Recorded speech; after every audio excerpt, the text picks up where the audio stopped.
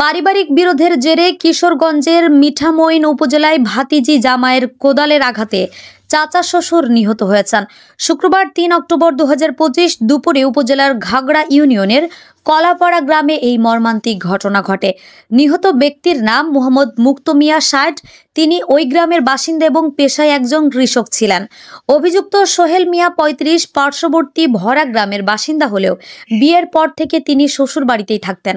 Police ও স্থানীয় সূত্রে জানা গেছে, নিহত মুক্ত মিয়া এবং তার ভাই মফিজ মিয়ার মধ্যে দীর্ঘদিন ধরে পারিবারিক বিষয় নিয়ে বিরোধ চলছিল। ঘটনার দিন সকালে তাদের মধ্যে তীব্র বাক বিতণ্ডা শুরু হয়। এ সময় মফিজ মিয়ার মেয়ের জামাই সোহেল পাশেই কোদাল দিয়ে কাজ করছিলেন। হঠাৎ করেই তিনি সেই কোদাল দিয়ে মুক্ত মিয়ার মাথায় আঘাত করেন। এতে মুক্ত মিয়া গুরুতর আহত হন। স্থানীয়রা তাকে মুমূর্ষু অবস্থায় উদ্ধার করে মিঠামইন উপজেলা স্বাস্থ্য কমপ্লেক্স নিয়ে গেলে কর্তব্যরত চিকিৎসক তাকে মৃত ঘোষণা করেন। মিঠামইন থানার ভারপ্রাপ্ত কর্মকর্তা ওসি আলমগীর কবির ঘটনাটি নিশ্চিত করে জানায়, ঘটনার পর থেকেই অভিযুক্ত সোহেল মিয়া পলাতক। তাকে গ্রেফতারের জন্য পুলিশ অভিযান চালাচ্ছে।